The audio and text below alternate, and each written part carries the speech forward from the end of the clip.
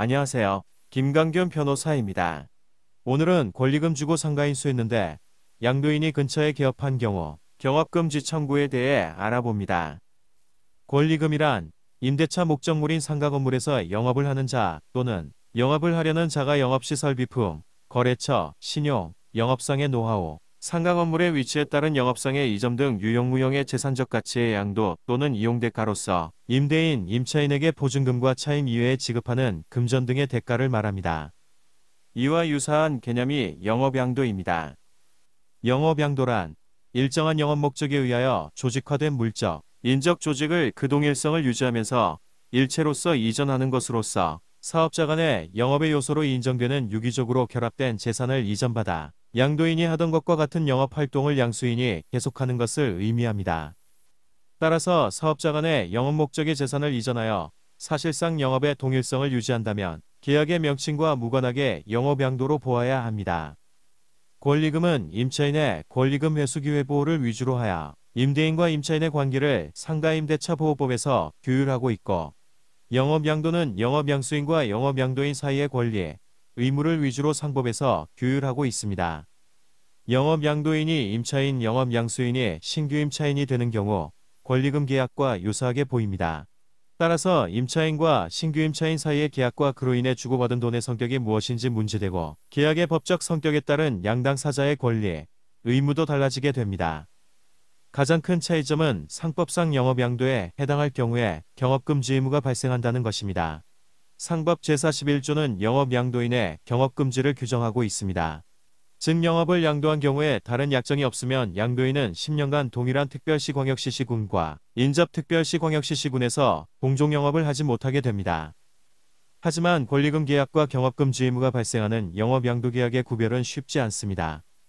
상법상의 영업양도는 일정한 영업 목적에 의하여 조직화된 업체, 즉 인적, 물적 조직을 그 동일성은 유지하면서 일체로서 이전하는 것을 의미하고, 영업양도가 이루어졌는가의 여부는 단지 어떠한 영업재산이 어느 정도로 이전되어 있는가에 의하여 결정되어야 하는 것이 아니고, 거기에 종래의 영업조직이 유지되어 그 조직이 전부 또는 중요한 일부로서 기능할 수 있는가에 의하여 결정되어야 하므로, 영업재산의 일부를 유보한 채 영업시설을 양도했어도 그 양도한 부분만으로도 종래의 조직이 유지되어 있다고 사회관념상 인정되면 그것을 영업의 양도라 볼 것이지만, 반면에 영업재산의 전부를 양도했어도 그 조직을 해체하여 양도했다면 영업의 양도로 볼 수 없다. 또한 위와 같은 영업양도가 인정되려면 영업양도 당사자 사이에 명시적 또는 묵시적 계약이 있어야 합니다. 하급심 판례를 보면 임차인이 미용실을 운영하던 중 신규 임차인에게 800만 원을 받고 미용실을 이전해주고 신규 임차인은 임대인과 새로운 임대차 계약을 체결하였는데, 그 후 임차인이 그 인근에서 새로운 미용실을 개업하여 영업한 사건이 있습니다. 이 사건에서 신규 임차인은 임차인을 상대로 영업양도에 따른 경업금지를 청구하였습니다. 이 사건에서 법원은 1. 미용실 이전에 관한 계약서가 작성되지 아니하였을 뿐만 아니라 미용실의 인적, 물적 조직 일체가 그 동일성을 유지하면서 일체로서 원고에게 이전되었다고 인정하기에 부족한 점, 이 미용실 이전 대금 800만 원의 영수증에 권리금조라고 기재되어 있는 사실이 인정되는데, 영업용 건물의 임대차에 수반되어 지급되는 권리금은 영업시설 비품 등 유형물이나 거래처, 신용, 영업상의 노하우 또는 점포 위치에 따른 영업상의 이점 등 무형의 재산적 가치의 양도 또는 일정 기간 동안의 이용대가라고 봄이 상당하고, 이 사건과 같이 임차인이 임차권의 양도의 기회에 부수하여 새로운 임차인으로부터 권리금을 지급받는 경우 자신도 그 재산적 가치를 다른 사람에게 양도 또는 이용케 함으로써 자신이 임대인 또는 이전 임차인에게 지급한 권리금을 회수하는 것으로 볼 수 있는 점.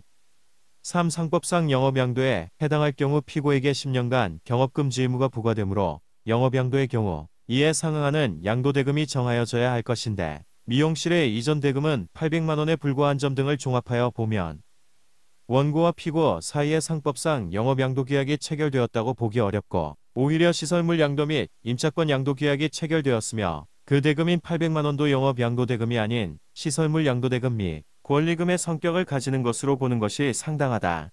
따라서 원고의 이 부분 주장은 받아들이지 아니한다 고 판시하였습니다. 반면 미용실 거래와 관련한 다른 사건에서 대법원이 영업양도를 인정하고 경업금지 의무를 인정한 사례도 있습니다. 대법원은 채권자는 이 사건 미용실을 인수하면서 채무자에게 임차보증금 1,500만 원을 지급한 다음 이 사건 미용실 점포 임대차 계약서상 임차인의 지위를 승계하였고 추가로 채무자에게 700만 원을 지급하고 채무자가 사용하던 상호, 간판, 전화번호, 비품 등 일체를 인수받은 사실. 이 사건 미용실은 채무자 혼자 소규모로 운영하던 것으로서 위와 같은 상호나 비품 등 외에 별도로 인계인수할 종업원이나 노하우, 거래처 등은 존재하지 아니하였던 사실. 채권자는 위와 같이 이 사건 미용실을 인수한 다음 상호, 간판, 전화번호, 점포 내부의 구조 및 시설 등을 변경하지 아니한 채 그대로 사용하면서 이 사건 미용실을 운영하고 있는 사실.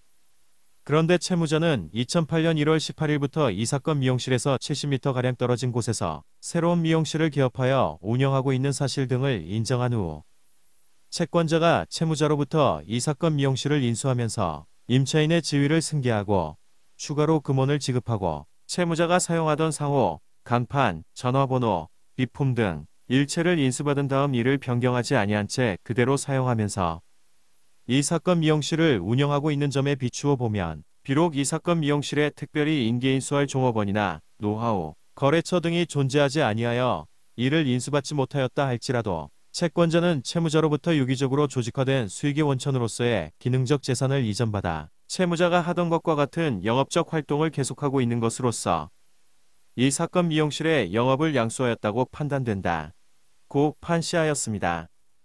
결국 권리금 계약 등을 통해 상가를 인수한 경우에도 구체적인 사실관계나 재판부의 성향에 따라 단순한 권리금 계약으로 볼 수도 있고 상법상의 영업양도로 볼 수 있습니다. 따라서 권리금 계약 등을 통해 상가를 인수하는 경우 특약사항으로 기존 임차인 또는 영업양도인이 일정 지역 내에서 동일, 유사한 영업을 하지 않는다는 취지의 약정을 별도로 체결할 필요가 있습니다. 오늘은 권리금 주고 상가 인수했는데 양도인이 근처에 개업한 경우 경업금지 청구에 대해 알아보았습니다. 상사 임대차 관련 궁금한 점은 상담 바랍니다. 감사합니다.